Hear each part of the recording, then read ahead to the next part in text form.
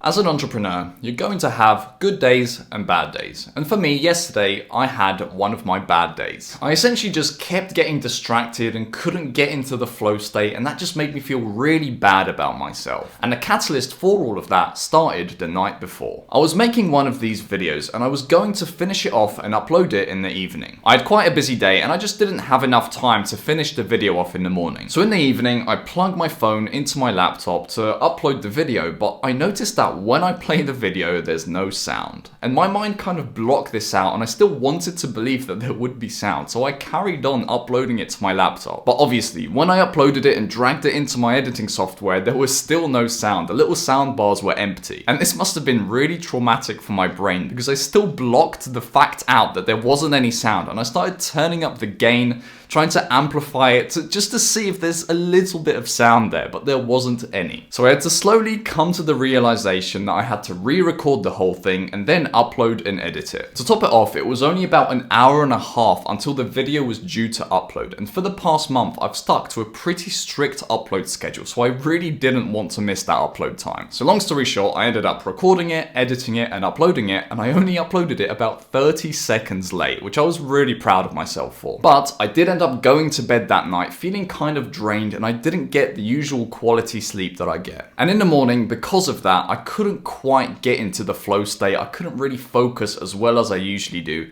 And in a moment of weakness, I clicked on Facebook Marketplace and started browsing just random crap on there. I promised myself that I'd only browse this for 10 minutes, but naturally you finish that 10 minutes, and because you've just drained your dopamine reserves, you're not going to be motivated to start your work then. So that 10 minutes turned into much longer than 10 minutes, and I didn't get much work done at all that morning. This naturally made me feel really bad about myself, and it reminded me what deep work says, which is that a life filled with the shallow is likely to be draining and upsetting. Shallow tasks are things like YouTube, things like browsing Facebook Marketplace like I did, or even just doing work, but doing those really shallow tasks that you know aren't really challenging you, and usually working with YouTube open in the background. All of that is a life filled with shallow. It brought me back temporarily for a couple of hours to that life that I used to lead, which is filled with all of those shallow tasks. And it reminded me just how bad that used to make me feel. And then I realized that most people live like this. They know that they have something they need to be getting on with, but they just can't because there's all of these shallow distractions right around the corner, and they've become compulsions that they can't break. And I'm going to tell you how to get out of that life and how to fix all of this. And the way to do it is by embracing boredom. If at any hint of being bored, you reach your phone and quickly check an email, quickly check what that notification was, and you give yourself that instant relief from boredom, your mind is likely to be filled with crap and be very cloudy. You're gonna have no clarity. All of those shallow tasks, the distractions, they make your mind cloudy. And what embracing boredom does is it literally parts those clouds and shows you the sky and shows you a clear path of where you should be going. I remember when I first started following a routine,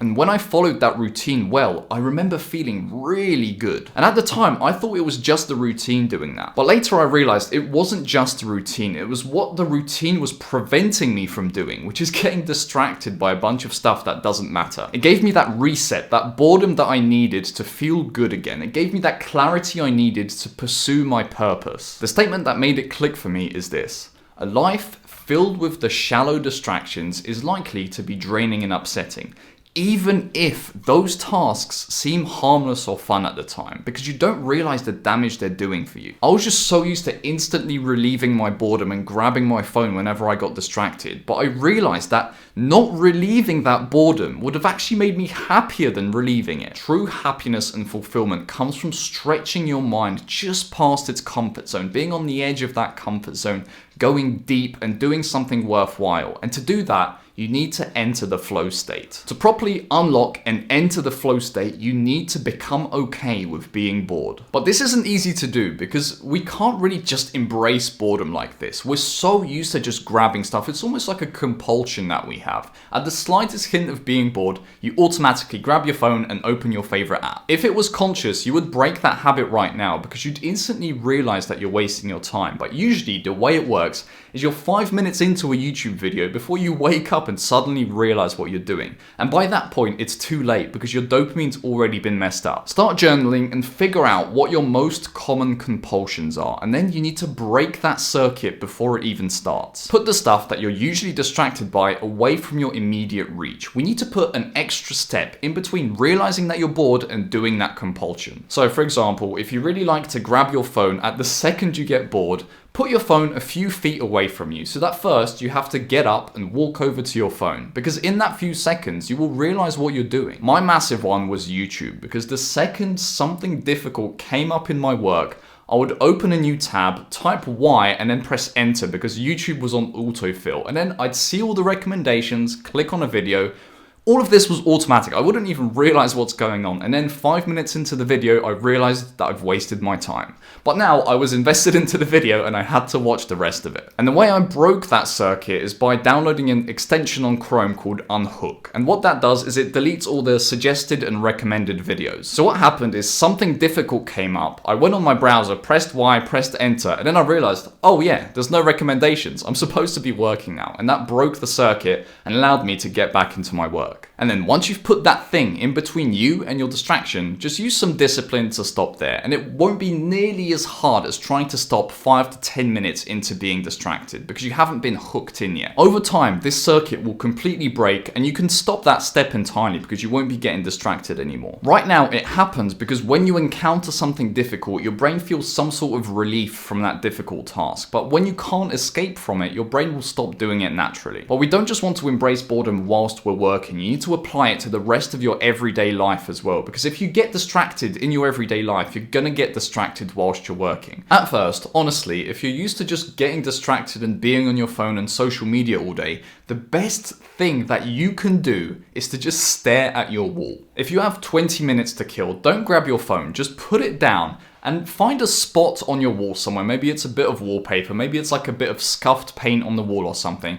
Find that point and then just focus on it, just stare at it. Then when you notice your attention drifting from that point on the wall, return your attention to it. You kind of meditate on it in a way. You're gonna feel insane and it's going to feel weird whilst you're doing it. But if you're currently used to getting really distracted, doing this is actually extremely beneficial for you. When I had my bad day yesterday, I actually had to do this to just reset my brain and allow me to focus again. Sometimes when you reach high levels in entrepreneurship and just self-improvement in general, you're going to forget what the lower levels taught you. And sometimes you just have to come back to that and embrace it. Of course, if we're bored, life isn't just about working and staring at your wall all the time. So what do you do when you're bored if you can't go on social media or look at your phone? Obviously, you can do whatever you like. But the one rule that I like to follow is that when you're bored, try not to relieve that boredom digitally. Walk the dog, go for a bike ride, talk to your family, read a book. All of these still relieve your boredom, but they do it in a much more healthy and delayed way. And over time, the further away you go from getting distracted by social media, and as you slowly escape that world and become not a part of it anymore, your attitude to all of the online distractions will change. I consume YouTube far less than I used to. I'd say probably now I watch YouTube about 20 minutes a day on average. Usually, actually, on the average day, it's less than that. And that's a massive contrast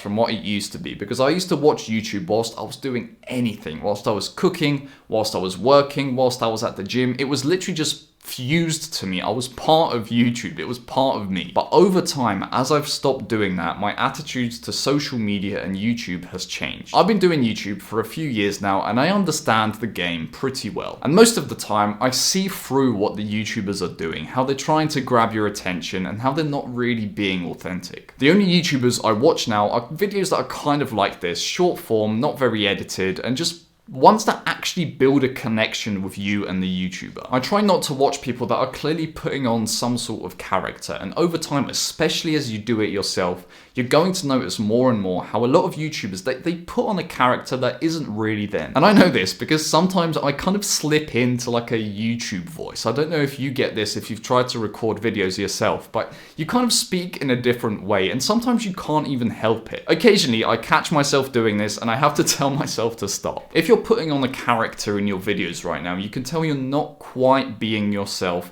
Try to naturally just get more comfortable and start being as much yourself as you can. Because the meta of YouTube right now is authenticity. So even though you think maybe that the character will be more engaging, get you more views, that's not typically the case anymore. You're going to be a lot more happy and a lot more fulfilled if you get 100,000 subscribers being genuinely yourself, as much yourself as you can be, than when you've just put on a character to get it. Because after you already have a massive audience, you won't be able to escape from that character. You're going to have to keep acting like it. And shorts and short form content is especially bad for this. All of them are just putting on a character, talking with a really loud and obnoxious voice, because that's what grabs the attention of the kids. And just a few years ago, that used to hook me and I used to be really addicted to these videos as well. But now, as I've learned to see through it, and as you probably are already starting to learn to see through it, you're gonna realize that it's not really real. Sometimes I go on it now, I watch 1 or 2 Instagram reels, and I just realize how boring it is because of how fake everyone is. Real content is really rare nowadays. As you get more and more into making content and becoming a content creator, you're gonna slowly realize what some people are doing and the real reason why some content creators are doing what they're doing. Obviously, they all do it for money, and I also, to some extent, do it for money. I'd be lying if I said I wasn't. But there is this subtle difference that you're going to be able to tell between certain content creators. There's some that genuinely love what they do, they love their audience, they love the message that they're spreading, and there's some that are literally just doing it for their personal gain. And sadly, that's the majority of them. If you're a YouTuber or you're trying to do something with social media, try to create a genuine connection with your audience. You need to genuinely care about the message that you're spreading, because that kind of adds an additional invisible layer to the video that will make people so much more drawn to you. Because the people that really matter, they're going to see past that initial shallow kind of fake YouTube persona, and they're going to look for something deeper. And if you don't have that, those people will leave your channel and find someone else to watch. And those are the best types of subscribers to have. That's why a lot of gaming YouTubers with millions of subscribers aren't happy, because they haven't built an audience past that initial shallow layer of all the shallow people that just get distracted and don't really care about the person making the video. When social media was first getting started, back when YouTube was new in 2010, there was a lot more of this genuine connection. Even the gaming YouTubers used to make a video every day that was unedited, and in that they'd talk about the game, but they'd also talk about their life and actually build a connection with their audience. All of YouTube used to be quite wholesome.